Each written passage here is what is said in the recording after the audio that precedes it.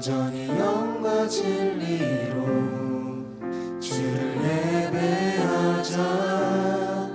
주가 우리와 함께 영원히 함께 하시고 마르지 않는 샘물로 우릴 채우시니 우리 모두 예배하는 자 되어 온전히 영과 진리로 주를 예배하자.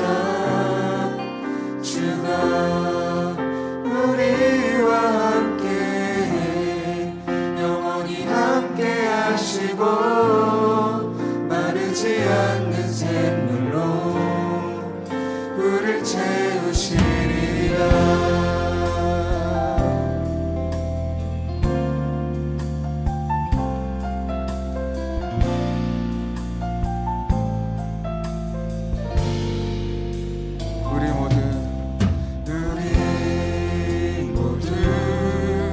예배하는 자 되어 온전히 영과 진리로 주를 예배하자. 주가 우리와 함께 영원히 함께 하시고 마르지 않는 샘물로 우릴 채우시니 우리 모두 예배하는 자 되어 온전히 영과 진리로 주를 예배하자. 주가 우리와 함께 영원히 함께 하시고 마르지 않는 샘물로 우리 한 번 더 부르세요. 예배하는 자 되어 온전히 영과 진리로 주를 예배하자. 주가 우리와 함께 영원히 함께 하시고 마르지 않는 샘물로 우리 목소리 높여서 부르겠습니다.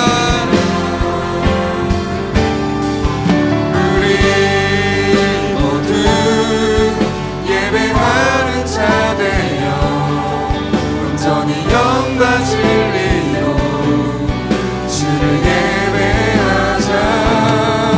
주가 우리와 함께 영원히 함께 하시고 마르지 않는 샘물로 우리 채우시니 예배하는 자 되어 온전히 영과 진리로 주를 예배하자. 주가 우리와 함께 영원히 함께 하시고 마르지 않는 샘물로 우리 채우시니 우리 모두 예배하는 자 되어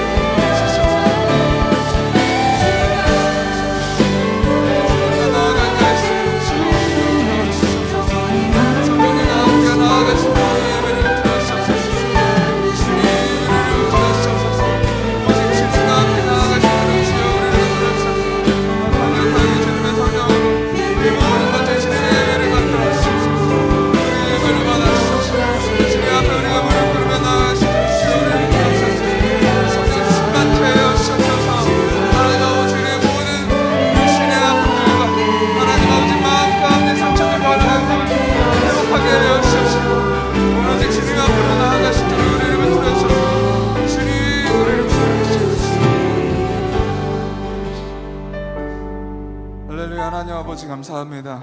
우리 마음 가운데 함께 하시고 우리에게 마음 깊이 들어오게 하심에 감사합니다. 주의 사랑 우리를 덮어주시옵시고 성령 충만케 하여 주시옵소서. 이 모든 말씀 예수님의 이름으로 기도드렸습니다. 아멘. 우리 더욱더 큰 기쁨으로 찬양하시겠습니다. 같이 박수 치면서 찬양하시겠습니다.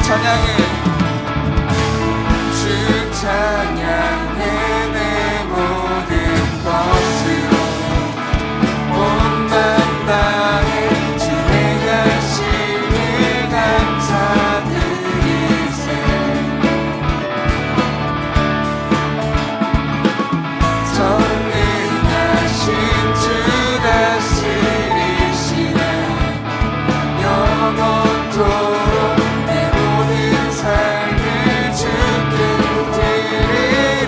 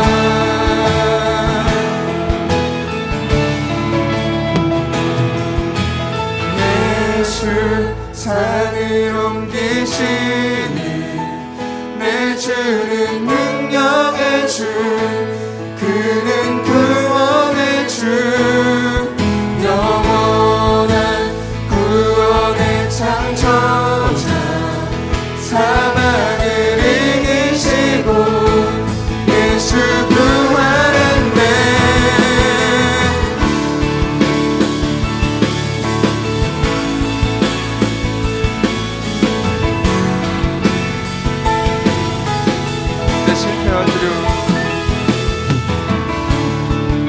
내 실패와 두려움 주 받아주소서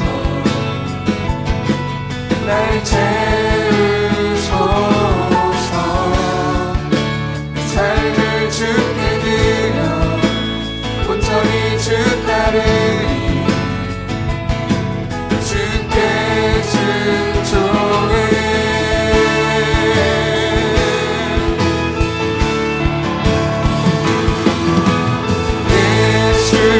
산을 옮기시니 내 주는 능력의 주 그는 구원의 주 영원한 구원의 창조자 사망을 이기시고 예수 산을 옮기시니 예수 산을 옮기시니 내 주는 능력의 주 그는 구원의 주 영원한 구원의 창조자 사망을 이기시고 예수 부활했네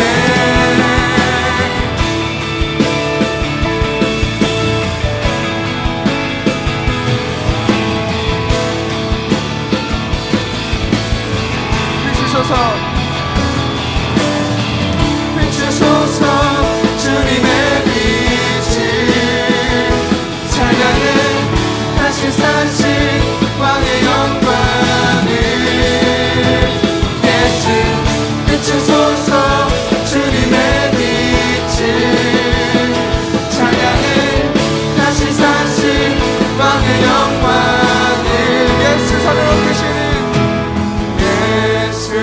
산을 옮기시니 내 주는 능력의 주 그는 구원의 주 영원한 구원의 창조자 사망을 이기시고 예수 부활했네 예수 산을 옮기시니 예수 산을 옮기시니 내 주는 능력의 주 그는 구원의 주 영원한 구원의 창조자 사망을 이기시고 예수 비추소서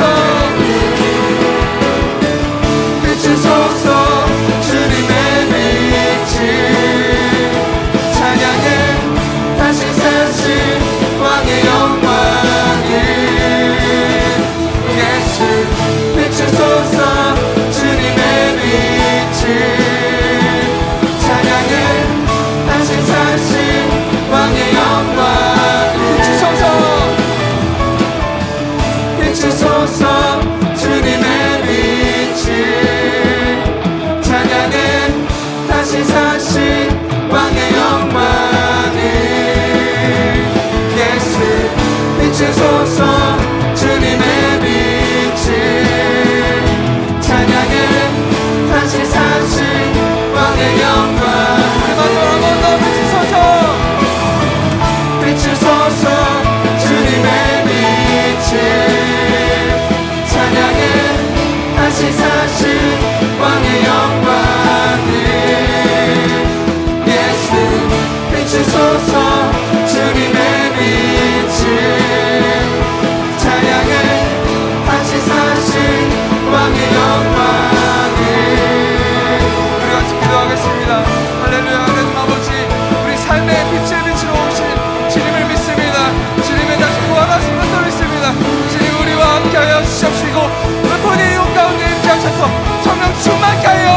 주시옵소서.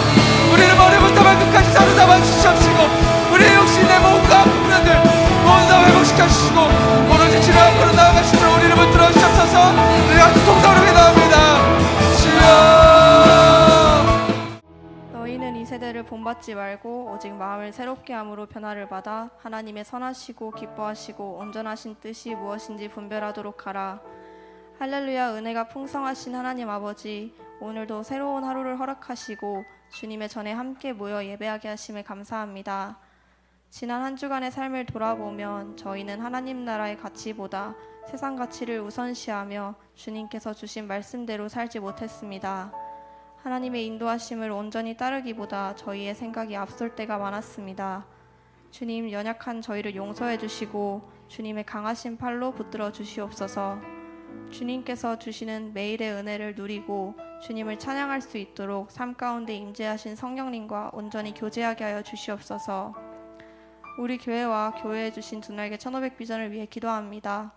지난주 초청주의를 통해 많은 영혼들이 초청되게 하심에 감사합니다.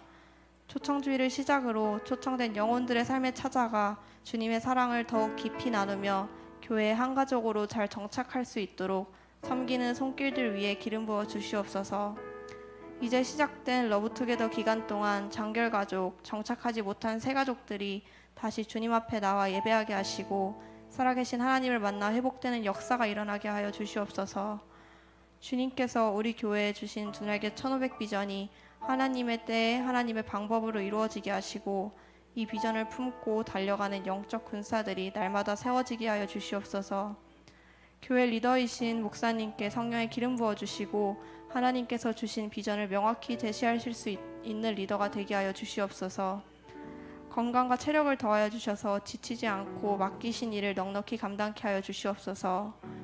교회 온 성도가 주님과 같은 말, 같은 마음, 같은 뜻으로 하나 되어 같은 열매를 맺게 하시고 리더이신 목사님을 따라 함께 달려가게 하여 주시옵소서. 성도들의 삶을 축복하여 주시고 성령의 인도하심 받는 삶을 살게 하여 주시옵소서. 선교사와 선교 사역을 위해 기도합니다. 필리핀에서 선교하고 있는 이상은, 김지연, 정용중 선교사에게 성령의 기름을 부어주셔서 하나님께서 맡기신 일들을 넉넉히 감당케 하여 주시옵소서. 정용준 선교사가 선교지의 환경에 속히 적응하게 하시고 건강을 회복시켜 주시옵소서. 무더운 날씨 속 선교사들의 건강과 체력을 지켜주시고 함께하는 선교사들과 연합함으로 필리핀 선교센터가 더욱 든든히 세워지게 하여 주시옵소서.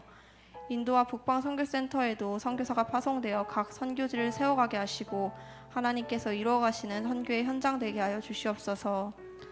보내는 선교사들의 가정에 기도응답의 축복, 재정의 축복을 부어주시고 나가는 선교사와 함께 선교의 기쁨을 누리게 하여 주시옵소서.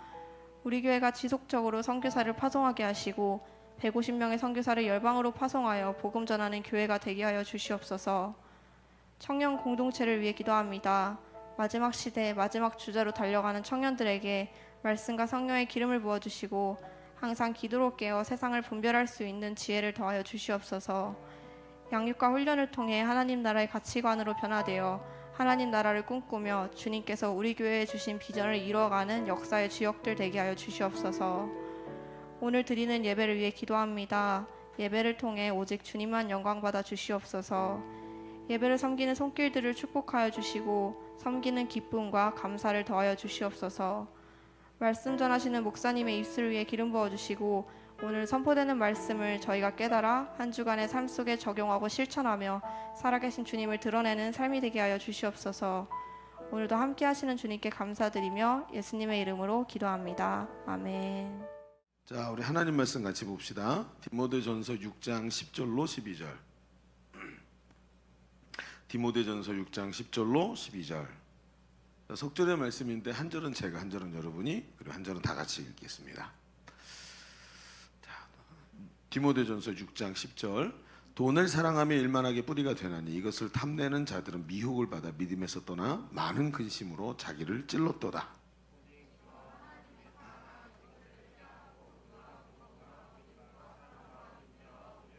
함께 봅니다. 믿음의 선한 싸움을 싸우라. 영생을 취하라. 이를 위하여 내가 부르심을 받았고 많은 증인 앞에서 선한 증언을 하였도다. 아멘. 참 오랜만에 본문이 짧아서 너무 은혜가 됩니다. 자, 여러분 요즘에 우리가 사는 시대는 위로가 좀 필요한 시대인 것 같아요. 얼마 전에도 비슷한 주제로 같이 말씀을 나눴는데 정말 힘들고 위로가 필요한 사람이 많은 시대인 것 같아요. 그래서 TV 프로그램 같은 것들도 보면 뭐 힐링, 행복 이런 단어들이 굉장히 많고 사람들이 그런 위로들을 바라서 얻고자 하는 것, 요구하는 것 이런 것들이 보면 전부 다 마음의 무거운 짐들을 좀 위로받고 힐링하고 싶은 이런 것들이 각광받는 것 같아요. 그러다 보니까 희한하게 신앙생활의 화두도 위로나 힐링이나 이런 용어들이 많이 등장하는 것 같습니다. 뭐 기독교 방송국이라든지 유튜브의 기독교 채널들 같은 데 보면 그런 용어들을 많이 쓰고 심지어 요즘에 CCM도 뭐 CCM 제목이 뭐였더라? 공감하시네? 아니, 노래 제목이 공감하시네요. 공감하시네. 그래서 좀 이상하다. 이거 뭐 제목이 이러냐? 이런 생각이 들었던 기억이 났었어요. 근데 이제 그러면서 그렇죠. 이런 게 지금 우리의 화두란 말이에요. 그런데 여러분 아세요? 출애굽기 15장에 보면 출애굽기 15장 26절에 하나님은 자기 자신을 치료의 하나님이라고 표현하고 계세요. 여호와 라파라고. 라파라는 뜻이 치료하시는 분이라는 건데 치료하시는 하나님이에요. 그게 무슨 얘기냐면 기독교 신앙 안에 내가 예수 그리스도를 구주로 믿고 하나님의 자녀 되어서 섬기면 그 당연히 예수 믿고 구원받아 하나님 백성으로 살아가는 신앙생활을 하면 하나님이 치료해 주신다는 거예요. 근데 이상하죠. 그게 당연한 거고 그게 이미 우리한테 와 있는 건데 뭐 위로와 치료가 더 필요할까요? 그 이야기는 뭘 반증하고 있죠? 실제로 우리의 삶이 신앙생활하면서 위로와 치료를 경험하지 못하고 있다는 거예요. 하나님은 자기 자신을 치료의 하나님이라고 이야기하고 계시는데 그 하나님을 만나지 못하고 있다는 거죠. 오늘 이 지금 간증하신 분의 이야기를 들으면서 우리 똑같이 느끼지 않나요? 어떻게 왜 저분만 저걸 느끼냔 말이에요. 모두가 똑같이 양육 훈련을 받았는데 이상하잖아요. 그러니까 뭐가 지금 우리한테 굉장히 문제가 있다는 느낌이 드는 거예요.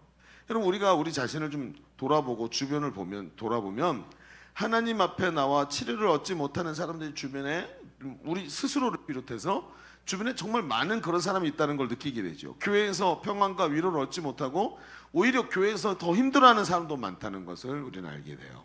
왜 그럴까요 도대체? 하나님은 치료의 하나님이신데 왜 우리는 예수를 믿으면서도 세상적인 힐링이나 얄팍한 그런 위로들을 자꾸 이렇게 우리는 원하는 걸까요? 그렇지 않아요 여러분? 세상이 말하는 힐링이라는 게 뭐예요? 잠깐 기분이 좋아지고 그리고 제가 느꼈던 스트레스에서 살짝 노임받은 집에 가면 또다시 스트레스로 짓눌리고 직장에서 그렇고 왜 우린 이런 걸 요구하는 걸까 말이죠. 우리는 하나님을 찾아 나왔는데 하나님 주신 위로를 받지 못하고 오히려 이런 모습이 서 있을까? 오늘 말씀을 통해서 좀 깊이 있게 상고해 볼 수 있으면 좋겠습니다. 자, 주보를 펴보시면 주보 한면에 보시면 오늘 말씀의 제목은 위로보다 더 큰 능력이라는 제목으로 어디서 많이 들어본 것 같죠? 목사님 항상 이런 식이니까. 자, 그래서 우리 두 가지 얘기를 또 오늘 해봅시다. 자, 왜 그런 일이 벌어지나? 첫 번째, 참된 위로를 받지 못하는 이유는 한 가지예요. 자기 애착 때문입니다. 너무 단정적이죠. 그럼 한번 얘기를 들어봅시다. 왜 이렇게 단정적으로 말하냐? 참된 위로를 받지 못하는 이유는 자기 애착 때문입니다. 오늘 우리가 읽은 본문은 사도 바울이 자기 믿음의 아들인 목회자 디모데에게 쓴 편지입니다. 바울은 디모데를 이 디모데가 굉장히 출신이 좋아요. 그 디아스포라 유대인의 가정에 태어났는데 아버지는 히브리인이고 켈라인이고 어머니는 히브리 사람이에요. 그래서 그 양쪽의 문화를 다 가지고 있는데 할머니와 어머니의 믿음이 너무 좋아서 얘가 바탕이 너무 좋은 거고 하나님 부르심 앞에 딱 서 있는 거죠. 이 젊은이가. 그래서 디모데를 바울이 불러서 제자로 삼고 그에게 모든 걸 전수해서 하나님 앞에서 같이 사역을 하다가 사역지를 디모데에게 맡기고 바울은 또 떠나서 다른 곳에서 복음을 전하게 되죠. 그러면서 그 사역에서 목회를 하는 이 디모데가 목회지에서 어려움을 겪고 있을 때 그 어려운 구구절절 바울이 어려운 상황 속에 사역하고 있는 디모데를 격려하고 권면하고 세우려고 이 편지를 쓰게 된 거예요. 근데 이 편지의 마지막 부분에 와서 여러 가지 위로도 하고 권면도 하더니 이제 경고를 하기 시작해요. 경고. 이게 지금 우리가 읽은 말씀이 경계라 그러는데 성경 경계라 그러지만 우리가 말하는 단어로는 주의, 경고, 이거 조심해야 된다 이렇게 딱 찍어주는 이야기들을 하는 거예요. 그러면서 뭐라 그러냐면 힘들고 어려운 사명의 길에서 조심해야 할 것들을 정확하게 말하는데 그게 뭐라 그러냐면 그 11절에 이렇게 말해요. 이것들을 피하고 오직 너 하나님의 사람아 이것들을 피하고. 그러면 우선 중요한 게 뭐냐면 뭘 해라 보다 뭘 하지 말아라 피해야 될 것을 먼저 얘기하고 있는 거죠. 앞쪽에다가. 그게 뭐냐 하고 봤더니 10절에 정확하게 말해요. 뭐라고요? 자, 읽어봅시다. 시작. 돈을 사랑함이 일만하게 뿌리가 되나니 이것을 탐내는 자들은 미혹을 받아 믿음에서 떠나 많은 근심으로써 자기를 찔렀도다. 정확하게 말해요. 돈을 사랑함이 일만하게 뿌리가 된다. 갑자기 아니 디모데가 그럼 돈을 사랑한다는 거야? 여러분 우리가 이 얘기를 자세히 들어봐야 돼요. 이 말씀을 좀 더 근원적인 뜻을 살펴보면 이런 얘기가 돼요.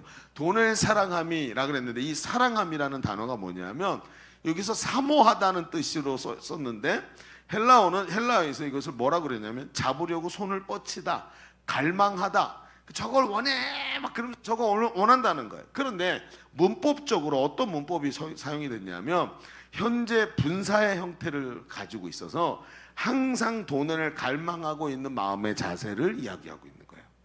그러니까 어때요? 이 사람이 나 정말 돈 벌고 싶어 이런 게 아니라 돈을 벌어야 내가 행복할 수 있어 이런 가치관.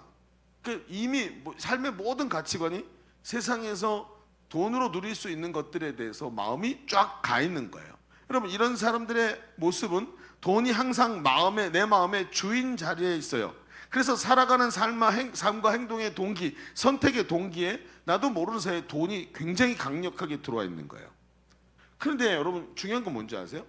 여러분 이렇게 말하는 우리가 이게 공감이 안 되는 거예요. 왜냐하면 우리는 누구도 나 스스로 나는 지금 돈의 노예가 되었어 라고 생각하는 사람이 거의 없어요. 그렇죠? 저도 그래요. 나도 내가 무슨 돈의 노예야. 여러분 디모데도 그러지 않겠습니까? 돈의 노예가 된 사람이 없다.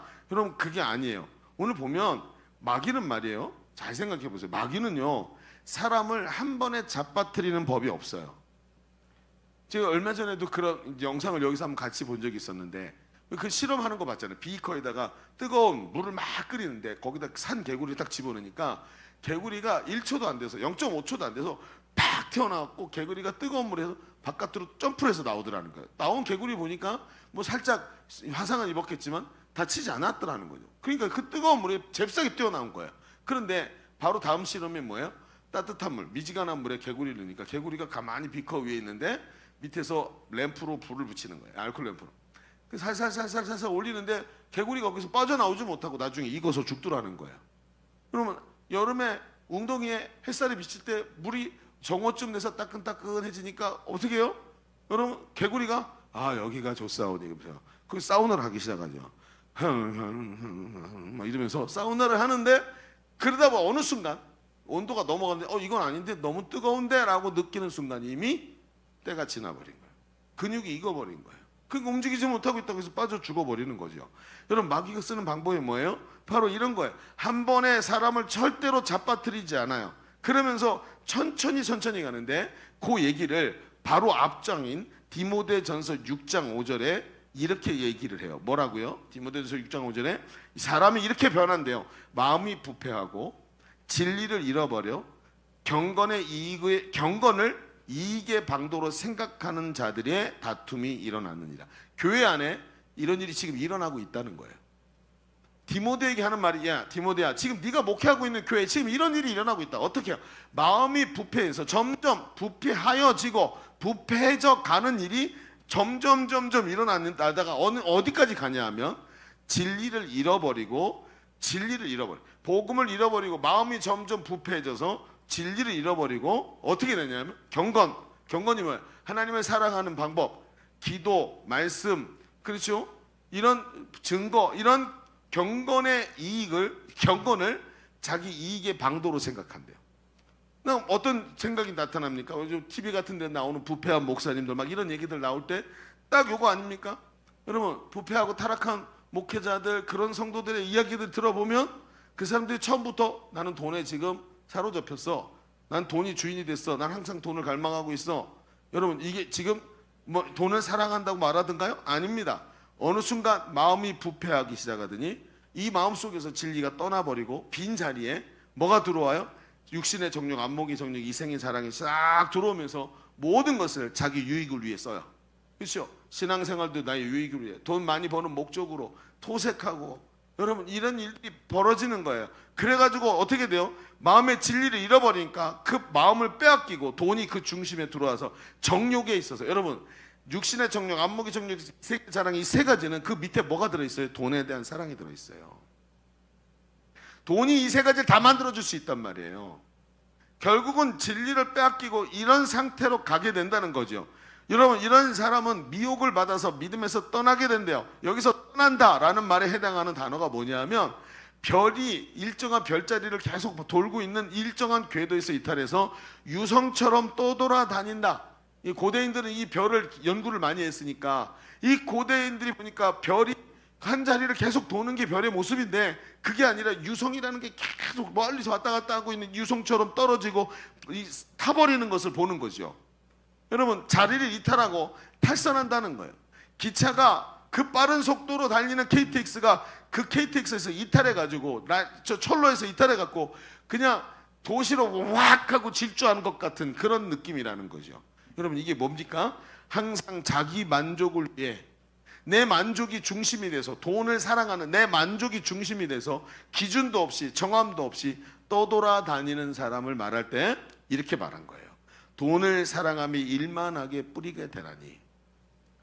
교회 안에는 이런 사람이 없을 것 같지만 의외로 이런 장태에 빠져서 미혹을 받아서 진리에서 떠난 사람이 있다는 거예요. 그러면서 그런 사람들이 마음의 근심으로 자기를 찌른대요.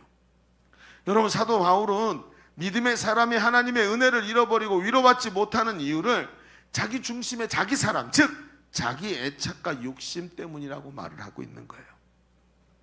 그래서 그 욕심 때문에 믿음의 자리를 떠나 떠돌아다니면서 자기 애착 때문에 그것이 자기를 그 근심으로 끌고 가고 자기 자신을 막 찌른대요. 여러분 우리의 모습을 가만히 보십시오.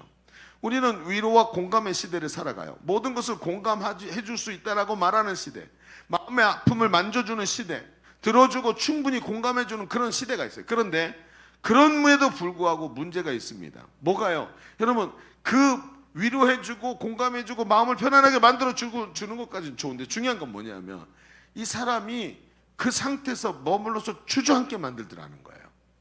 여러분 어제 보니까 뉴스에 대구에서 지금 동성애 축제로 인해서 공무원들하고 경찰들하고 부딪혔다 뭐 이런 얘기가 나왔어요.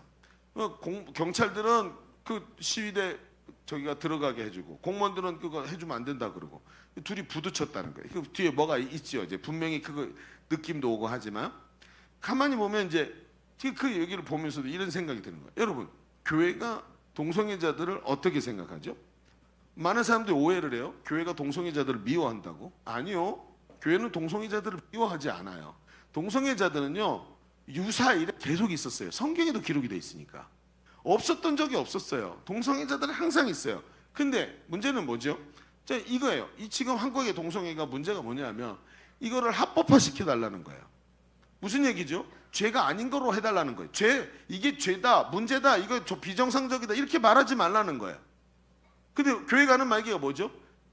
성경이 뭐라 그래? 모든 사람이 죄를 범하였으면 하나님의 영광에 이르지 못하더니, 사람이 누구나 다 죄인이라는 거예요. 그래서 저도 제 죄가 있어요. 구원받았고 하나님의 백성이지만 아무도 모르고 하나님과 나만 아는 죄가 있어서 날마다 하나님 앞에 겸손히 무릎 꿇고 내 죄에서부터 떠나려고 날마다 애를 써야 되는 거예요. 그런데 어때요? 그 동성애가 죄가 아니라고 말을 하라는 거예요. 그걸 강제적으로 하려고 하는 수단이 뭐예요? 차별금지법이에요. 그게. 그러니까 우리가 교회 왔는데 야, 그 동성애 죄야, 하나님 기뻐하시지 않아 라고 말하지 말라는 거예요. 여러분 그러면서 뭐라 그러냐면 우리를 우리대로 인정해 달라는 거예요. 여러분 어떠십니까? 제가 쓰는 용어들과 단어들을 가지고 설명을 하니까 인정해 줘야지 그거 어떻게 합니까? 그래도 우리와 함께 상생해야 되는 존재들인데, 여러분 죄와는 타협하면 안 되는 거예요. 그러니까 교회 안에 그분들이 들어오면 우리는 그분들을 향해서 뭐라, 나도 죄인이고 당신도 죄인이야. 나도 내 죄에서 돌이켜야 되고 당신도 지금 있는 그 문제가 죄라의 문제라는 것을 알고 거기서 돌이켜 나와야 된다는 거예요. 여러분 사람들이 그러죠. 동성애가 천부적인 거라고. 그럼 그 근거가 뭔지 아세요? 여러분 동성애에 대한 수많은 논문, 정신분석학적 논문, 그 다음에 의사들이 쓴 논문들을 들여다보잖아요. 그러면 그 중에 논문 중에 한두 개 정도가 동성애가 천부적인 거라고 아주 적은 수의 논문이 그렇게 말을 해요. 근데 그 누가 썼는지 아세요? 쓴 사람을 조사해 보니까 쓴 사람이 동성애자예요. 거의 모든 논문이 동성애는 내면적 질병이라는 거. 그리고 심지어 수많은 남성 동성애자들이 그게 극단적 쾌락 추구에서부터 나온다는 거예요. 근데 그걸 뭐 하라는 거예요? 그 인정하라는 거예요. 우리가 공감하는 것의 문제가 뭐죠? 공감하고 사람들의 어려움과 아픔을 품어주는 건 너무나 중요한 일이지만 여러분 성경이 위험하게 보는 게 뭐냐면 인간적 위로와 공감에 한계가 있다는 거예요. 위험성을 가지고 있다. 왜냐하면 기준이 자기 만족이기 때문에 그래요. 그러니까 나는 선해. 근데 너는 좀 바뀌어야 되겠어. 딸에게 공감이 안 되니까. 내가 죄인이라는 것을 인정하지 않아요. 그래서 자기 자신의 변화를 전제로 하지 않아요. 나는 위로받고 싶지만 나는 변하고 싶지 않은 거예요. 나는 죄인이 아니라는 거예요. 자기의 착으로 똘똘 뭉쳐서 나만 빼고 모든 것이 변해야 된다고 생각을 하는 거예요. 이게 공감의 시대가 빠져있는 함정입니다. 함정. 때로 우리는 우리의 믿음이 이런 자기 애착의 모습을 가지고 있음을 발견합니다. 자기 애착의 모습이 어떻습니까? 주일날 하나님이 주신 위로를 받고 새 힘을 얻고 싶어서 하나님 앞에 엎드려요. 그런데 말씀이 네가 변해야 돼. 그러면 그때부터 마음이 딱 닫히는 거예요. 아, 그럼 부담스러운데? 하나님이 위로 주시는 건 좋은데 위로는 받고 싶은데 이런 아픔을 만들어내고 있는 진짜 원인인 내 마음속에 있는 가시는 그 가시를 하나님 만지면 가시를 부러뜨려 버리고 그 가시를 부러뜨려서 내가 너무 힘들 것 같으니까 하나님 거기는 만지지 마세요. 안 그래도 아픈데 가시를 만지면 제가 더 아파요. 그냥 위로만 받고 싶으니까 살짝 위로만 해주세요. 일주일 버티고 다음 주에 또 올게요. 깊은 만지심을 하나님께 내 마음을 내어드리질 못하는 거예요. 왜요? 동기가 뭐예요? 자기 애착. 자기 애착을 버리지 않아요. 그리고 그 많은 근심이 나를 찌르도록 계속 두는 거예요.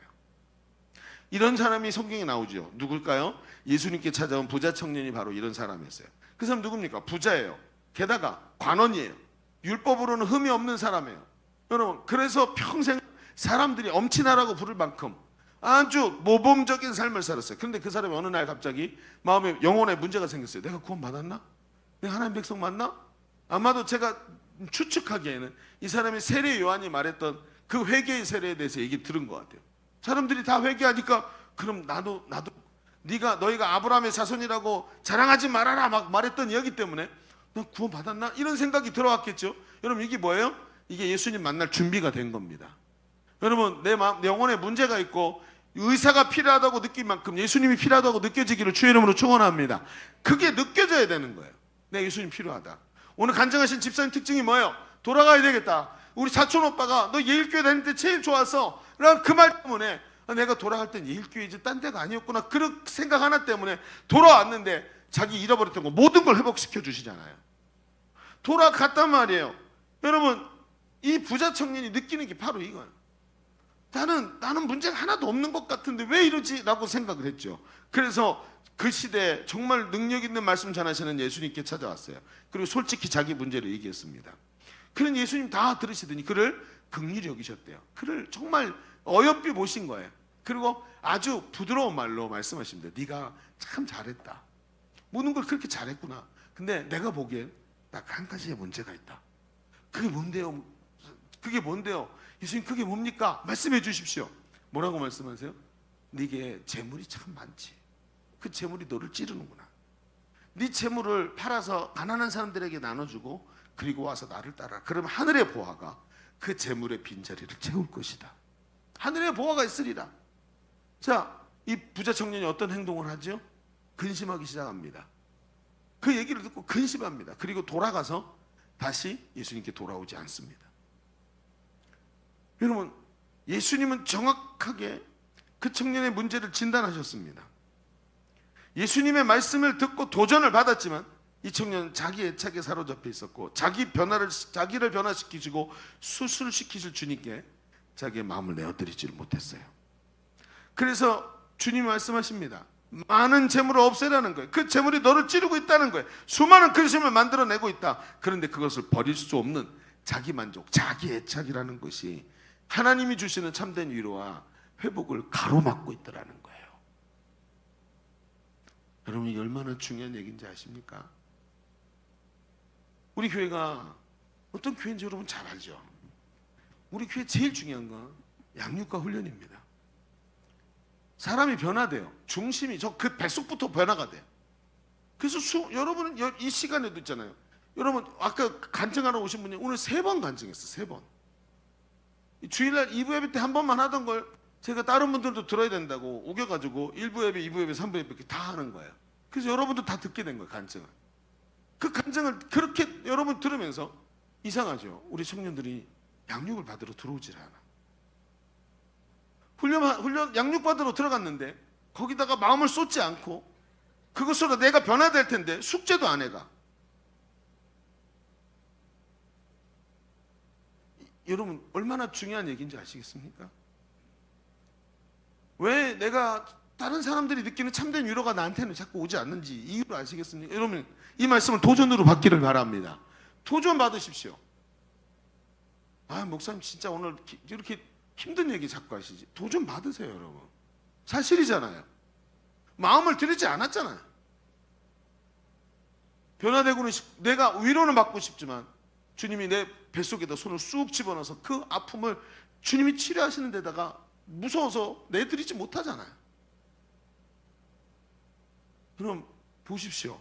오늘 오후에도 제재대학 졸업 예배가 이 예배 끝나자마자 연결됩니다. 그 와서 간증 들어보십시오. 응? 오늘 이 예배 오늘 간증자가 홍창희 집사님이세요. 어디 계시나? 응, 홍창희 집사 어머님도 오신대. 얼마나 귀한지. 응? 내가 간증 보면서 참 놀랐어요. 내가 창희 집사 어디 갔어? 창희 집사 뭐 이따가 들어오겠죠. 뭐. 창희 집사 같이 양육하면서 그 친구 간증 들으면서 제가 엄청난 충격을 받았어요. 이 기존 신자가 다른 교회에서 신앙생활 오래 하던 사람이 이렇게 변화될 수 있나? 나라도 저렇게 못했을 것 같은데. 충격이에요, 충격. 사람이 변화돼요. 인생이 송두리째 바뀔 수 있어요. 그렇죠 여러분? 저는 확신합니다. 수도 없이 바뀌기 때문에 망설이지 마세요 여러분. 많은 청년들이 제일 소중해요. 제가 이 예배의 설교를 포기할 수 없는 이유가 그거예요. 물론 여러분은 나보다 더 좋은 사람이 있을 거라고 생각하고 있지만 목사님 젊은 전도사님으로 바꿔주면 안 되나 이렇게 얘기는 감히 못하고 거기서 뿌리통하고 있는 건 알지만 제가 이 자리를 포기하지 못한 이유가 그거예요. 이 자리 여러분 너무 소중하기 때문에 여러분 한 사람이 변화되는 게 하나님 나라의 변화이기 때문에 너무 중요하기 때문에. 자 여러분 우리 첫 번째 얘기 좀 정리합시다. 우리 지금까지 왜 위로를 원하지만 하나님 앞에서 나와도 참된 위로를 받지 못하는지 그 이유를 말씀을 통해 보았습니다. 오늘 우리가 위로받지 못하는 이유를 보십시오. 그것은 영적인 문제를 느끼고 있지만 자기 애착에 사로잡혀 나의 변화를 거절하기 때문일 때가 굉장히 많더라. 인생의 근본 문제인 자기 애착을 제거하지 않고 얄팍한 위로와 공감만 찾아다니면 참된 하나님의 위로를 경험할 수 없게 되는 겁니다. 여러분 깨달아야 합니다. 내 속에 있는 죄의 문제를 제거하지 않고 인간적 위로와 공감만으로는 우리의 삶이 하나님 앞에서 위로 얻을 수가 없습니다. 잠깐이지. 사람은 누구나 죄가 있어요. 죄를 피할 수 없고 죄의 저주가 떠나지 않습니다. 그래서 오늘도 우리의 진정한 깊이 있는 하나님 앞에서의 자기 애착을 뛰어넘는 하나님께 변화가 일어나도록 주님께 맡겨드리는 역사가 있어야 될 줄로 믿습니다. 자, 그럼 이런 얘기가 나오죠. 그렇다면 목사님, 그 위로를 그럼 어떻게 받습니까? 그 위로는 도대체 무엇입니까? 제가 이런 생각이 한번 들더라고요. 제가 저희 아이들이 어릴 때 어린 아이들은 열이 많아요. 열이 보통 열이 나면 39도 그러면 이제 37도 그러면 조금 열이 있는 거고 38도 39도 넘어가면 위험해 이런 정도야. 근데 저희 아이들은 40도가 다 넘겼어요. 기본이 40도. 열 많은 애들 무서워요. 나중에 아이가 열이 많다 그러면 나중에 사춘기가 돼서도 얘네는 열이 많을 거다. 잘 그렇게 생각하셔야 돼. 이 열이 굉장히 많아가지고 너무 놀랐어요. 아이들이 열이 많으면 나중에 뇌에 문제가 생긴다 그러더라고요. 그래서 뭐 그렇다고 여러분 나중에도 그런 경우가 있다면 아이들이 열이 오르잖아요. 그러면 응급실로 데려가면 안 돼요. 그러면 더 힘들어요. 어떻게 되냐면 해열제를 먹이고 그리고 아이들을 눕혀놓고 그 수건에다가 따뜻한 물을 적셔가지고 그리고 짜가지고 약간 젖은 수건으로 아이들 몸을 자꾸 닦아줘야 돼요. 그러면 습기가 묻어갖고 마르면서 열이 자꾸 떨어지겠죠. 그렇게 하면서 해열제가 들을 때까지 그렇게 해가지고 열을 떨어뜨려야 돼요. 근데 이제 초보 때니까 뭘 알겠어요. 막 그러면서 막 정신없이 그러고 있었는데 아이가 막 힘들어하니까 아빠 나 너무 아파. 그러면 뭐라고 얘기하냐면 괜찮아. 약 먹고 자면 내일 아침에 괜찮아질 거야 하고 위로해 주는 것밖에 제가 할 수 있는 게 없더라고요. 저기 간다고 응급실 간다고 뭐 뾰족한 게 있는 게 아니에요. 똑같이 하니까. 여러분 우리 여기서 조금 생각해봐야 될 게 있어요. 하나님의 참된 위로란 무엇입니까? 어떻게 받습니까? 여러분 제가 여러분한테 지금 위로에 대해서 얘기하면서 하나님의 위로는 지금 상태에서 마음이 좀 더 평안해지는 것입니다. 여러분 맞습니까? 저는 그 이상을 말해줄 수가 없잖아요. 하나님의 참된 위로는 내가 마음을 고쳐먹고 오늘부터 용기를 내서 다시 시작해봐야지 하고 새 힘을 내는 게 하나님의 위로입니까? 여러분? 저는 제 아이한테 말했어요. 괜찮아질 거야. 내일 아침에 약 먹으면 내일 아침에 날 거야. 어떻게 알고 그 얘기를 했어요? 난 몰라요. 그냥 위로예요 이게. 아이한테 위로하는 거예요. 여러분 위로라는 게 네가 마음이 좀 평안해질 거야. 내일은 좀 용기가 나서 지금까지 살아왔던 것을 다시 살 수 있는 힘이 생길 거야. 이거라면 나는 그런 위로 하나님께 안 받아도 될 것 같아요. 마인드 컨트롤러도 되니까. 여러분 참된 위로가 뭐죠? 어떻게 그 위로를 받죠? 여러분 중요한 게 있어요. 여기서부터 우리가 두 번째 얘기를 하기 전에 이런 생각을 해봐야 돼요. 한 가지 확실한 것은 위로는 말이죠. 하나님께 위로는 치료를 위한 전 단계예요. 그렇죠? 저는 그렇게 믿습니다. 하나님께 위로라는 것은 치료를 위한 전 단계라는 거예요. 그래서 두 번째도 이렇게 써보세요. 하나님은 위로가 최선인 분이 아니십니다. 하나님은 위로가 최선이라고 말하지 않아요. 우리는 어떻게 말해요? 내일 아침이면 괜찮아질 거야. 위로가 최선이에요. 그 이외에는 아무것도 없어요. 위로가 뭐예요? 너는 할 수 있어. 내일은 조금 나아질 거야. 이게 하나님이 주시는 위로라면 나는 그런 위로 안 받아도 된다는 거예요. 그러면 어떤 위로가 있는데 하나님은 우리에게 말씀하시는 하나님이 주시는 위로는 하나님은 위로가 최선이 아니라는 거예요. 그럼 그 위로보다 더 강력한 게 있다는 거죠. 그게 뭘까요? 자 봅시다. 이야기를 좀 더 한 걸음 쑥 하고 앞으로 나가 볼게요. 그럼 오늘 우리가 읽은 본문에 보면 답을 말해주는 장면이 11절에 나와요. 11절 12절까지 한번 볼까요? 자 11절 같이 읽어봅니다. 시작. 오직 너 하나님의 사람아 이것들을 피하고 의와 경건과 믿음과 사랑과 인내와 온유를 따르며 믿음의 선한 싸움을 싸우라. 자 우리가 이것이 뭐죠? 우리가 알고 있는 답이에요. 그렇지 목사님 이게 답이죠. 뭐가 답이에요? 의와 경건과 믿음과 사랑과 인내와 온유를 따르며 믿음의 선한 싸움을 싸우는 거죠. 그걸 답이라고 말씀하실 줄 알고 있었어요. 여러분 우리가 신앙생활을 하면서 내가 신앙생활의 답을 알고 있다고 생각할 때 그때 여러분은 큰 오류를 범하고 있는 거예요. 신앙생활의 어떤 요소들을 만족시키는 것이 우리의 문제를 해결하고 괄호넣기 해서 답을 딱 채우는 것이 우리 인생의 이걸 성경에서 찾아갖고 답을 넣고 채우는 것이 우리 인생을 만들어가는 방법인가요? 여러분 생각해 보세요. 저도 이런 설교하면 굉장히 편할 것 같아요. 행복한 결혼 생활을 위한 세 가지 방법. 여러분 이런 설교하면 얼마나 편할까요? 성경에 보니까 세 가지가 나왔어요. 사랑하세요. 그랬고 편안하게 여러분 듣기 좋고 편하고 귀에 쏙쏙 들어온 얘기 달콤하게 전하면 얼마나 편할까요? 바울도 오늘 그렇게 말해요. 경건, 믿음, 사랑, 인내, 온유를 따르고 믿음의 선한 싸움을 싸우라 라고 말하는 것 같지만 그게 아니에요. 사실은 그 앞에 한 칸 앞에 더 중요한 얘기를 해요. 이렇게 할 수 있는 사람이 있대요. 어떤 사람일까요?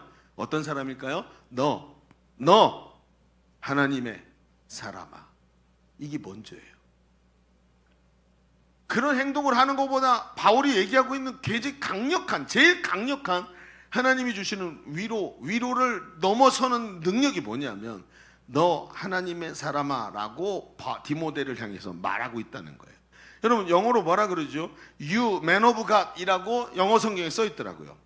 여러분 이 하나님의 사람아 라는 이 호칭을 디모데로 하여금 자신이 어떤 존재이며 어떤 삶을 살아야 마땅한 사람인가를 일깨워주는 이야기입니다.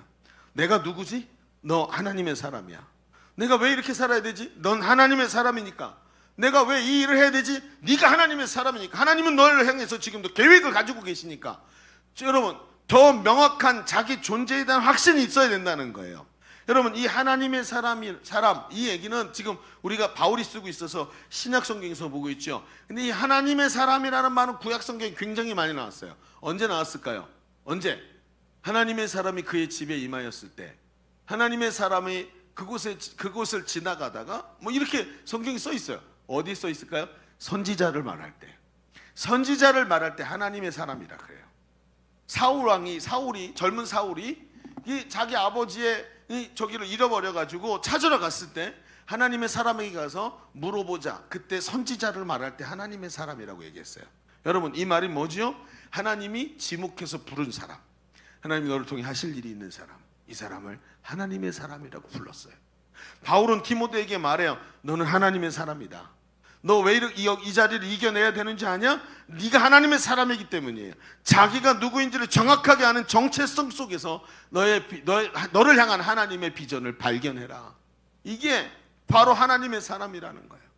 여러분, 그렇습니다. 바울은 지금 디모데의 마음속에 디모데 자신이 하나님께 부름받은 사명자이고 하나님 보시기에 너는 너무나도 귀하고 넌 꼭 필요한 하나님의 일꾼이다라고 말해주고 있는 거예요. 왜 그렇습니까? 경건, 믿음, 사랑, 인내, 온유를 따르고 믿음의 선한 싸움을 싸우며 살아가야 될 이유가 바로 이것이다라고 얘기하고 있는 거예요. 여러분, 제가 신학교 다닐 때 한 선교학 교수님이 계셨어요. 목사님이셨는데 이분이 선교지로 많이 다니시면서 집회를 하셨는데 이분이 간증을 하시는 걸 제가 수업 시간에 들은 적이 있었어요. 이분이 어떻게 하셨냐 하면 상당히 많은 지역을 다니셨는데 자기가 잘 아는 선교사님이 필리핀에서 사역을 하고 있었어요. 근데 이분이 그 필리핀에 있는 관문 도시, 거점 도시가 되는 곳에다가 선교센터를 세우고 거기서 가까운 여러 섬들을 연결해서 섬들에 가서 전도하고 거기서 젊은 사역자들을 찾아서 복음을 전하고 이 사람들을 전도사로 세워지면 그 섬에 교회를 만든 거예요. 그리고 그 전도사님을 통해서 그 섬의 교회를 계속 운영하는 일들을 한 거예요. 근데 여럿을 한 거죠. 근데 자, 문제가 생겼어요. 왜요? 이 전도사님들이 재교육이 돼야 되는데 이거 매번 나올 수 있는 것도 아니고, 그러니까 뭐 선교사님 매번 들어가도 너무 많으니까 다 관리가 안 되는 거예요. 재교육할 방법이 없잖아요. 그러니까 어떻게 했냐면 1년에 한두 번씩 모여서 컨퍼런스를 하는 거예요. 그래서 이분들을 다 불러가지고 한국에서 우리 교수님 같은 분들, 훌륭한 목사님들 모셔가지고 말씀 듣고 기도하고 하면서 이분들의 영성을 세워주는 거예요. 그래서 딱 갔는데 가서 보니까 막 각 섬에서 모인 현지인 사역자들 부부로 개인으로 다 왔는데 한 100명쯤 와서 거기 앉아 있더라는 거예요. 너무 기가 막힌 거죠. 어떻게 선교지가 이런 일이 일어날 수 있냐. 그러면서 막 칭찬을 해준 거예요. 아유, 선교사님 너무 대단하다. 어떻게 이런 일들을 해냈냐고 막 하면서 칭찬했더니 선교사님이 사실을 말해주더래요. 목사님, 교수님, 이게 사실은 교수님 보시는 것 같이 그렇지 않습니다. 여기 온 사람들은 사명이 분명해서 온 게 아니에요. 사실은 말이죠, 이들은 여기 오면 여비도 받고 적지 않은 선교용 부식이나 쌀이나 음식도 받아가고 한국교회에서 보낸 구호용품, 생활비 이런 것들을 받아갑니다. 이거 한번 받아가면 몇 개월 동안 그냥 걱정 없이 편안하게 먹고 살 수 있어요. 물론 교회도 인도하고 있지만 그 동기가 훨씬 더 많은 사람들도 많습니다 라고 이야기를 하시는 거예요. 얼마나 씁쓸한 얘기예요. 근데 그런 얘기를 쭉 나누면서 이제 시간이 돼서 말씀을 전하셔야 되는데 이제 시작을 했는데 통역을 세운 거예요. 한국말로 설교를 하니까, 말씀 전하니까 영어로 통역하고, 영어로 통역한 걸 따갈로그로 또 하는 거예요. 그러면 통역하는 설교 들어본 적 있으시죠? 통역 설교 들어보실래요? 통역 설교를 들으면 은혜가 안 돼. 나 통역 설교 속에서 은혜 받아본 적이 단 한 번도 없어. 그냥 차라리 내가 영어를 잘 몰라도 통역 없이 들으려고 애쓰다 보면 그 설교자의 열정과 눈빛이 보였고 막 가슴이 뜨거워지긴 하더라고. 잘 못 알아들어도. 그냥 막 그렇게 하니까 이게 무슨 전달이 되겠어요? 나 너무 답답한 거야. 근데 저쪽 한쪽에서 막 졸고 있고 막 이러니까 더 답답한 거야. 그러니까 이 목사님이 그러면서 통역을 하는 동안 아이고 주님 어떻게 합니까? 그러고 있는데 갑자기 하나님이 감동을 주시더라는 거예요. 야, 너 이 사람들한테 네 머릿속에 들어있는 모든 지식과 신학 지식을 다 전해준다고 쟤네들이 다 알아들을 것 같냐? 왜 그렇게 미련하게 하냐? 그렇게 말씀하시더라. 그러면서 갑자기 성령님 주신 마음이 너 하나님의 사람아 라는 음성이 확 들리는 거예요. 이 구절을 아시죠? 너 하나님의 사람아, You man of God. 이 부분을 갑자기 떠오르게 하셔서 설교 노트를 멈추고 사람들에게 설명해요. 여러분 여기를 좀 펴보십시오 하고 성경을 쫙 펼쳐놓고 그 You Man of God이라는 이야기를 설명을 했어요. 하나님이 뭐 시래에 빠진 디모데에게 바울을 통해서 너 하나님의 사람아 부르시더라. 바울이 디모데가 그렇게 힘을 얻었다. 여러분 어떠시냐? 옆 사람에게 한번 얘기해 보자. 옆 사람에게 말해 주세요. 자, 지금 너 하나님의 사람아. 시작. 그렇지. 그 사람들도 이렇게 했대요. 너 하나님의 사람아. 이렇게 했다는 거예요. 그리고 어떻게 했냐면, 자, 이제는 일어나서 저 뒷사람에게, 앞뒤 사람에게 해보세요. 또 시켰다는 거죠. 또 시키고 끝난 줄 알았더니 이제 일어나래. 돌아다니면서 10명에게 똑같이 말해주는 거예요. You man of God 막 포옹해주고, You man of God 포옹해주고. 그러니까 이 사람들이 마침 잘 됐죠. 지루해 죽겠는데 일어나라 그러고 움직이라 그러니까 막 가서 장난치고 막 포옹하고 막 이렇게 하는데 이게 끝날 줄 알았더니 10명하고 끝나는 게 아니라 10분, 20분 계속 하는 거예요. 지루하 갑자기 이 사람들 분위기 이상하죠. 아 이제 재미가 없는데 뻘쭘하고 했던 사람하고 또 하고 점점 고역이 되기 시작합니다. 그런데 그 순간 성령님이 일하시는 거예요. 이 사람들의 깨달음이 오기 시작합니다. You man of God. 너 하나님의 사람이야. 마스크 쓰고 있어서 안 보일 줄 알았지? 너 하나님의 사람이야. 그리고 하나님이 이 사람한테 개인적으로 말씀하기 시작하시는 거예요. 이 사람 그러면서 앞에 있는 사람이 좀 전에 만났던 사람 웃음기가 싹 가시기 시작하죠. 20분 정도 하니까 했던 사람 또 만나고 했던 사람 또 만나면서 갑자기 마음속에 부담이 오기 시작합니다. 저 사람이 하는 말이 하나님의 음성으로 들리는. 나는 너를 내 사람으로 불렀다. 내가 너를 사랑했고 내 아들의 생명까지 버렸다. 너에게 사명을 맡겼고 나는 너를 통해서 계획을 가지고 있는데 너는 왜 그 계획을 못 알아듣니? 너는 하나님의 사람이다 하면서 하나님의 사람이라고 자꾸 불러주시는데 갑자기 속에서 불이 올라오면서 회개가 일어나는 거예요. 하나님, 나는 하나님의 사람인데 왜 내 삶이 이렇게 변했을까요? 여러분 생각해 보세요. 정신 차려. 왜 너 성경 안 읽어? 왜 기도 안 해? 이랬으면 했을까요? 아니에요. 이 말씀 한마디가 이 사람들의 속을 뒤집어 놓기 시작하니까 그날 밤에 막 불같은 역사가 일어나고 이 사람들의 삶이 변하기 시작하는 거예요. 성경을 보기 시작하고 기도하기 시작하고 회개를 통해서 자신이 누구인지를 깨달으면서 불꽃이 일어나서 그 선교지들이 변화되었다는 이야기를 제가 간증으로 들었어요. 여러분 보세요. 바울은 지쳐있는 디모데를 향해서 얄팍한 위로를 하지 않습니다. 힘내, 잘할 수 있어. 내일 아침 되면 안 아플 거야. 약 먹고 자면 괜찮아. 이딴 헛소리를 하지 않아요. 아주 얇고 얄팍하고 중심 없는 그런 힐링 같은 거 필요하지 않아요. 너의 중심이 누구냐? 네가 누군지 아냐? 하나님이 자기 아들의 생명과 맞바꾼 존재다 임마. 너를 위해서 하나님은 지금도 잠도 안 주무시고 성령이 너를 통해 너를 위해 기도하고 계시고 너를 향한 하나님의 계획은 여전히 변함없이 진행되고 있다. 하나님 말씀하시는 거예요. 그러면서 오히려 디모데 속에 잠자고 있었던 하나님의 부르심을 불러일으키고 깨우고 비전을 꽉 붙잡고 일어날 수 있도록 그를 일깨워주기 시작합니다. 여러분 잠언서 29장 18절에 말합니다. 묵시가 없으면 백성이 방자에 행하거니와 율법을 지키는 자는 복이 있느니라. 이 말씀을 킹 제임스 버전에 뭐라고 써있냐면 Where there is no vision, the people perish. 비전이 없는 곳에 사람들은 공황에 빠지기 시작한다. 이게 여러분 같은 말이라고 느껴지십니까? 묵시가 없으면 백성이 방자에 행하거니와 Where there is no vision, the people perish. 사람들이 공황에 빠져버린대요. 의욕이 없어지고 갈 바를 잃어버린대요. 비전이 없는 사람. 내가 하나님의 사람인지 모르면 비전을 잊어버리고 사방에 돌아다니면서 육신의 정욕, 안목의 정욕, 이생의 자랑에 빠져서 돈을 사랑함에 사로잡혀서 그것 때문에 자신의 심령을 계속 찔러서 고통스럽게 만든대요. 그러니 아무리 위로를 해줘도 소용이 없는 거예요. 위로를 넘어서 그 강력한 비전을 주셔서 자기 눈에 보여주신 대로 하나님께서 하시고자 했던 그 뜨거운 가슴이 여전히 하나님 속에 있음을, 내 마음은 식었지만 하나님의 마음은 절대로 식지 않았다는 것을 보여주시는 거예요. 내가 왜 이 땅에 태어났는지, 하나님은 왜 나를 부르셨는지, 나는 왜 살아가야 하는지를 깨닫게 하시면서 이런 사람이 삶의 당위성을 회복하기 시작하더니 이제 어디로 가야 되는지 알겠습니다. 앞으로 이런 삶을 살아가겠습니다. 나는 이런 얄팍한 위로를 바라지 않고 하나님이 나를 사랑하신다는 그 하나만 가지고도 충분히 승리하며 달려갈 수 있습니다라고 말하는 사람으로 변하더라는 거예요. 여러분, 1998년에 스티븐 스필버그 감독이 만든 영화 중에 여러분 잘 아는 2차 세계대전 그 배경으로 한 라이언 일병 구하기라는 영화가 있어요.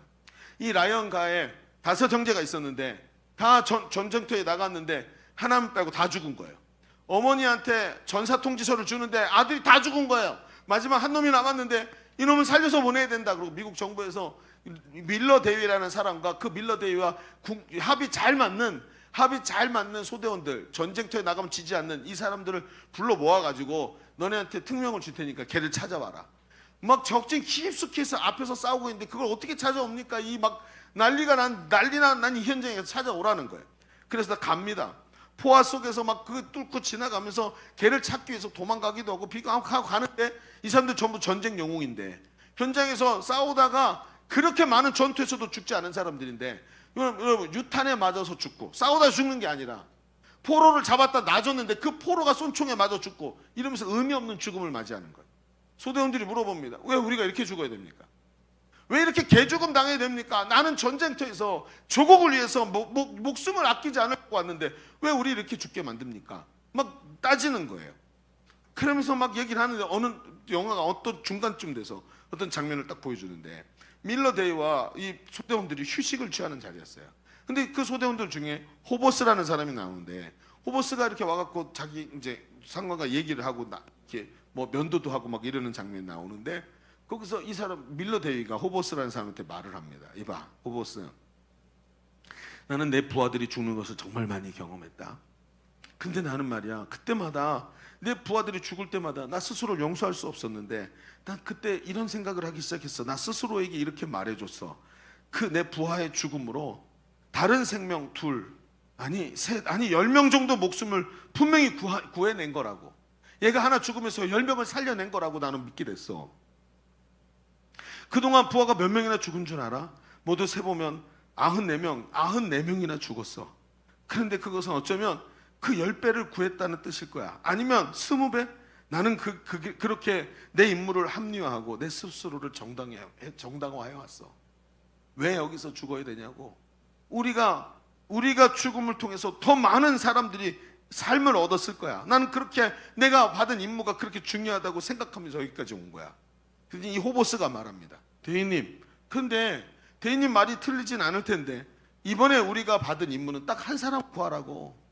딱 그 멍청한 라이언이라는 놈 하나 구해오라는 딱 한 사람 때문에 이걸 하고 있다는 게 너무 화가 납니다. 이렇게 얘기를 한 거예요. 그랬더니 밀러 대위가 뭐라 그러냐면, 그렇지, 그런데 나는 라이언이 그럴 만한 가치가 있는 사람이기를 바래. 우리가 다 죽어서라도 그 라이언 하나 구해낸 것 때문에 그 라이언이 대단한 일을 하기를 바란다. 살아서 고향으로 돌아가서 사람들의 병도 고쳐주고 아니면 수명이 긴 정권을 만들어내든지 뭐 그렇게 말이야. 우리가 구해낼 만한 가치가 있는 인물이기를 바라야 되겠지. 이렇게 말합니다. 그리고 영화가 지나가죠. 그리고 우여곡절을 겪고 마지막 전투 장면이 나오는데 독일군 진영 한가운데 파고 들어가서 싸우고 있는 거기에 라이언이 있어서 들어갔다가 어쩔 수 없이 독일군이랑 마지막 결전을 벌이게 됐어요. 그냥 막 준비하면서 막 이렇게 진지를 싸고 참호를 막 만들었고 전투가 시작이 됐는데 전투 속에서 소대원들이 다 죽습니다. 막 장렬히 전사를 하고 어마어마한 혁격한 전투를 하면서도 다 죽어요. 마지막에 밀러 대위하고 라이언이 남았는데 밀러 대위가 어떻게든 막다가 탱크 한 대를 못 막아가지고 탱크 병이 쏜 기관총에 맞아갖고 쓰러져요. 이제 피가 엄청나게 나겠죠. 근데 마지막에 그 쓰러져서도 마지막 권총, 자기 허리춤에 있던 권총을 꺼내갖고 탱크를 쏘는 거예요. 이거 쏜다고 탱크가 뭐 구멍이라도 뚫리겠습니까? 권총인데. 그가 쏘면서 있는데 갑자기 탱크가 꽝 하고 폭발하는 거 보니까 위에서 이제 P-51 그 머스탱이라는 비행기가 확 지나가면서 밑에서 폭격을 하는 거예요. 그래갖고 전투가 딱 끝나고 저기서 연합군이 몰려옵니다. 그러면서 라이언이 마지막에 뛰쳐와가지고 살아남은 라이언이 밀러 대위를 딱 품에 이렇게 일으켜 세우는 거죠. 누운 상태로 머리를 올려서 품에 딱 이렇게 잡았는데 그 품에서 밀로 대위가 거친 숨을 몰아쉬면서 마지막 정말 말이 입이 안 떨어지는데 마지막 한마디를 이 라이언에게 합니다. 뭐라 그러냐면 라이언 연기를 해야 될까요? 하고 싶은 뭐라고 얘기하냐 이렇게 말해요. 라이언 잘 살아야 된다. 이 한마디를 해요. 이미 이 한마디의 이야기는 벌써 영화 속에서 많이 했어요. 네가 꼭 잘 살아야만 된다는. 무슨 얘기죠? 너는 우리가 다 생명을 바치면서 너를 구원할 정도로 가치 있는 인생을 살아야 된다 라고 얘기하고 마지막 숨을 거둬요. 근데 그 장면이 전 너무 인상적인 거예요. 그 라이언이 그걸 자기 품에서 죽은 밀러 데이를 보면서 막 울어요. 막 울면서 그들의 이 모습들이 생각이 나겠죠. 같이 있었으니까. 근데 울고 있는 라이언의 모습을 밀러 데이 입장에서 이렇게 올려다 볼 거 아니에요? 막 울고 있는 그 모습을 이렇게 찍고 있는데 라이언의 얼굴이 변하는 거예요. 머리카락 색깔이 싹 흰색으로 변하면서 얼굴에 주름이 생기고 노인 라이언으로 변하는 거예요. 그리고 카메라가 뒤로 쭉 빠지는데 라이언이 울고 있는데 뒤에 사람들이 꽉 서 있는 거예요. 라이언이 노인이 된 라이언이 밀러 대위의 그 무덤 앞에 자기 후손들을 쫙 데리고 와서 세워놨어요. 그리고 거기 앞에서 밀러 대위의 무덤에서 울고 있는 거예요. 울면서 이렇게 말해요. 나는 당신이 말한 그날 이후로 단 하루도 편안하게 자지 못했습니다. 당신이 말한 그 한마디 붙잡고 나는 단 하루도 편안하게 자지 못했습니다. 당신들이 나를 위해서 이미 수없이 많은 값을 치렀기 때문에 그 값을 갚기 위해서 사명 때문에 내가 이미 엄청난 값을 치르고 내가 살았기 때문에 이 값을 다 갚아야 되기 때문에 나는 단 하루도 편히 잘 수 없었다고. 그러면서 울면서 자기 후손들을 데리고 와서 그 밀러데이의 마지막 그 무덤 앞에 엎드려서 울고 있는 장면을 이제 그 영화가 마지막으로 보여줘요. 엄청난 울림이 있습니다. 여러분 추석 때 하니라고 재미없어서 안 봤죠? 추석 때 명절에 막 하니까 끝까지 한번 보세요. TV를 끌 수가 없어. 얼마나 가슴이 찡한 그 엄청난 울림이 와요. 왜 살아가야 되는가? 얄팍한 위로 이 라이언에게는 얄팍한 위로 같은 거 없어도 돼요. 라이언이 여러분 아침에 일어나기 싫다고 막 게으름 피우고 그렇게 살았었을까요? 아니요, 저는 그렇지 않았다고 생각합니다.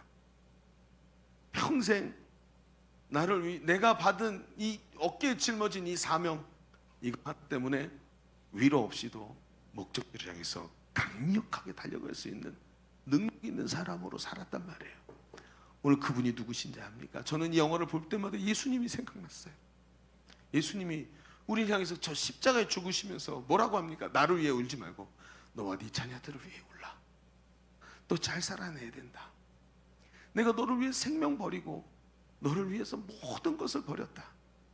네가 정말 잘 살아내야 된다. 너는 사명이 있다. 하나님이 너를 향해 계획이 있다. 하루를 살아도 절대로 허투루 살지 마라. 하루를 살아도 절대로 허투루 살지 마라. 너를 향한 하나님의 계획은 여전히 너무나도 확실하다. 주님 말씀하시는 거예요. 여러분, 오늘 여러분의 삶의 자세를 보십시오. 양육훈련 가서도 왜 그렇게 자기 애착에 사로잡혀서 숙제 하나 제대로 해오지 못하면서 왜 그런 모습으로 서 있습니까? 오늘 이 이야기를 음으로 듣는 것이 아니라 해야만 하는구나 하고 듣는 것이 아니라 오늘 내가 누구인지를 깊이 깨닫고 나면, 그리고 나면 내가 왜 이렇게 살아야 되는지 너무나도 확실한 이유가 만들어지는 거예요. 그래서 바울이 말합니다. 그 뒤에 이렇게 살아야 된다라고. 더 중요한 게 뭡니까? 당신이 바로 그 하나님의 사람이라는 것을 확인하는 것입니다. 여러분, 말씀을 정리합시다. 나를 향한 하나님의 분명한 계획이 어떤 위로보다 강력한 능력입니다. 그래서 위로보다 강한 능력이라고 오늘 말씀의 제목을 잡은 거예요. 복음의 비전이 없으면 성도는 살아갈 수가 없어요. 교회가 말하는 게 전도 열심히 해라 뭐 그런 거지 뭐 절대로 아니에요. 여러분, 미리 판단하지 말고 들어와서 경험해 보세요. 도대체 저 사람들이 왜 변했는지. 저는 모태신앙이었지만 몰랐단 말이에요. 그리고 지 잘난 척하면서 수도 없이 교만해가지고, 그리고 나 다 알아 그러면서 까불고 돌아다니던 사람이 저란 말이에요. 진짜를 경험하고 나잖아요. 견딜 수가 없어요. 진짜를 경험하고 나면. 이게 접니다. 제가 이번 주 어떤 형제를 만났는데, 그 형제가 우리 교회에 있다가 다른 교회로 갔어요. 근데 1년 만에 와가지고 목사님 돌아오겠습니다 라고 얘기를 하더라고요. 얼마나 감사한지요. 근데 그 형제가 이렇게 말해요. 목사님, 밖에 나가보니까요, 제가 교회를 많이 안 다녀봐서 몰랐었는데 여기저기 몇 군데 다녀보니까 우리 목사님이 두 날개만 안 했으면 설교로 교회가 엄청 컸겠더라고요. 나도 알아, 나 설교 잘해. 그게 아니에요. 내가 왜 그렇게 안 하는지 아세요? 진짜를 경험하면 그렇게 못해요. 그렇게 잔재주 피워가지고 남들 나 말 잘해갖고 남들 뱃속에 있는 거 기분 좋게 만들어갖고 난 못해. 난 그건 죽어도 못해. 나는 진짜를 경험하잖아요. 못해 그거. 예수님의 십자가 제대로 경험하면요 장난 못 쳐요. 여러분, 진짜를 경험하세요. 그 예수님을 진짜 경험하세요. 복음을 진짜로 경험하세요. 그리고 오늘 하나님이 주시는 참된 위로의 그 위로보다 더 큰 능력을 체험하는 우리 젊은이들 되기를 주의 이름으로 축원합니다. 기도합시다. 우리 말씀의 은혜를 붙잡고 오늘 먼저 기도하기를 바랍니다. 하나님, 오늘도 하나님, 내가 오늘 그 비전 안에 서기를 원합니다. 내가 누구인지 You Man of God이라고 불러주신 주님이 내가 하나님의 자녀 되게 만드셨고, 오늘도 나를 향한 하나님의 계획이 뚜렷한 걸 깨닫게 하여 주시옵시고, 나를 향한 사명과 그 비전을 붙잡고 달려가는 내가 되게 하여 주옵소서. 우리 같이 말씀 붙잡고 주님 외치고 기도합니다. 주여, 할렐루야. 아버지 하나님, 은혜 주시니 감사합니다.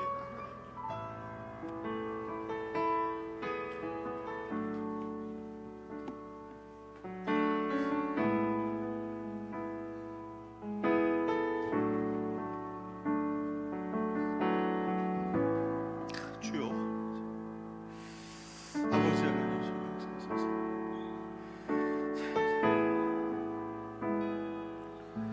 우리 한 번만 더 기도합시다. 오른손을 가슴에 얹으십시오. 하나님, 자기의 책에 빠져서 변화되기를 싫어하고 어떻게든 세상 사람처럼 변화되지 않고 그냥 하나님, 나 그냥 오늘 위로만 해주면 안 될까요?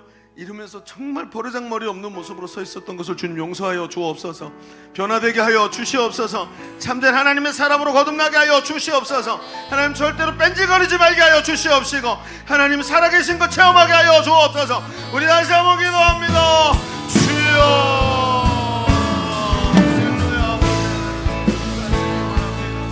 오늘도 참된 것들을 바라보며 살아가기 원합니다. 오늘도 하나님의 은혜를 바라보며 참된 하나님의 은혜를 바라보며 살아가기 원합니다. 참된 것들을 바라보며 원합니다. 공화도 하나님, 변화되지 않을 한번 발버둥 치고 하나님, 그렇게 세상 것까지 생각하는 오늘도 아버지, 우리는 하나님의 사람을 불러주시고 그 은혜를 누리게 하여 주시옵소서. 참된 변화의 자리에 자리를 서게 하여 주옵소서.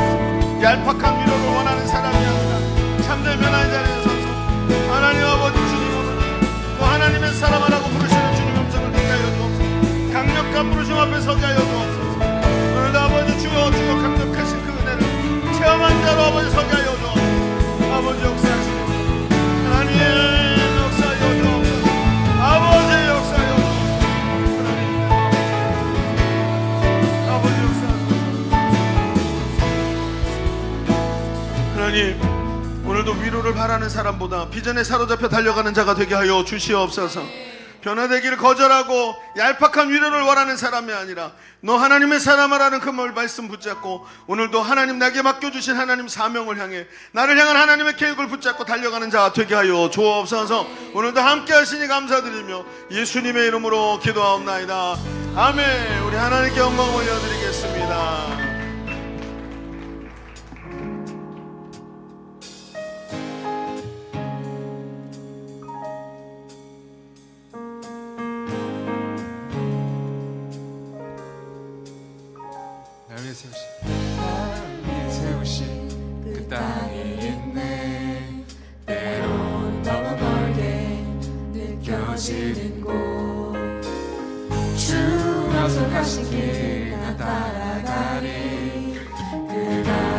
지고 이르기까지 freedom.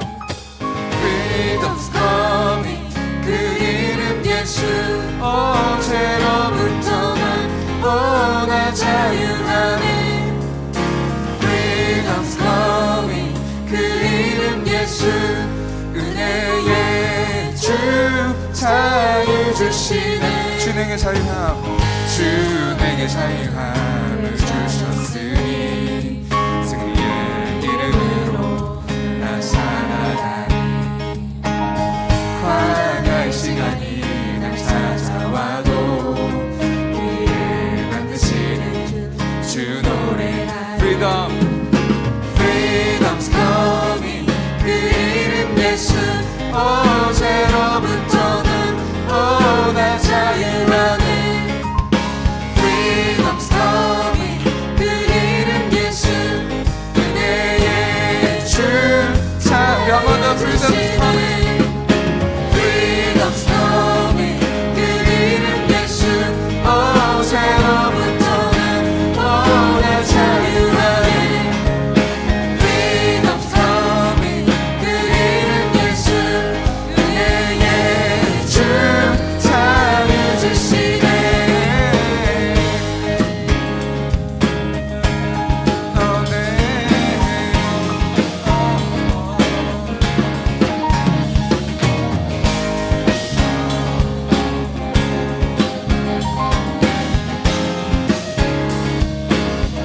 주를 높일 때 주 이름 높일 때 내 영혼 자유하네 예수의 은혜로 죄에서 구원받았네 주를 높일 때 주 이름 높일 때 내 영혼 자유하네 예수의 은혜로 죄에서 구원받았네 주 이름 높일 때 내 영혼 자유하네 예수의 은혜로 죄에서 구원받았네 주 이름 높일 때 내 영혼 자유하네 예수의 은혜로 죄에서 구원받았네 주님께 올려드립니다. 아멘. 자, 드려진 예물을 위해서 함께 기도합시다. 하나님 감사합니다. 오늘도 우리를 이렇게 기도의 자리에서, 예배의 자리에서 말씀으로 부르시고 깨닫게 하시고 하나님 새로운 각오들을 허락해 주시니 감사합니다. 주신 감동들을 그냥 묵살하지 말게 하여 주시옵시고 하나님 말씀대로 살아낼 수 있는 우리 능력 있는 젊은이들 되게 하여 주시옵소서. 오늘도 아버지 주님께 예물 올려드렸습니다. 우리가 정말 청년들이 살기 힘든 시대를 만났지만 그 속에서도 하나님 역사하시는 줄로 믿습니다. 너희가 심지 않은 나무의 열매를 먹게 하시겠다고 하셨는데 오늘의 어려움들을 극복하게 하시고 빈궁한 중에도 하나님께 올려드린 것을 주님 받으시며 그 손길을 축복하여 주옵시며 평생이 하나님 앞에 재물로 인해서 어려움 당하지 아니하도록 그 손길에 풍성함을 허락하여 주시옵소서. 돌아가서 한 주간도 승리하게 하여 주시옵시고 믿음의 사람으로 하나님 앞에 온전히 서는 한 주간이 되게 하여 주옵소서. 이제는 우리 구주 예수 그리스도의 은혜와 아버지 하나님의 지극하신 사랑하심과 성령님이 교통하시고 우리 가운데 함께 하시는 은혜가 오늘 모여서 예배하는 모든 젊은이들 머리 위에 우리의 삶과 미래 위에 열방의 선교사들 위해 이제로부터 영원토록 함께 계시기를 간절히 축원하옵나이다. 아멘.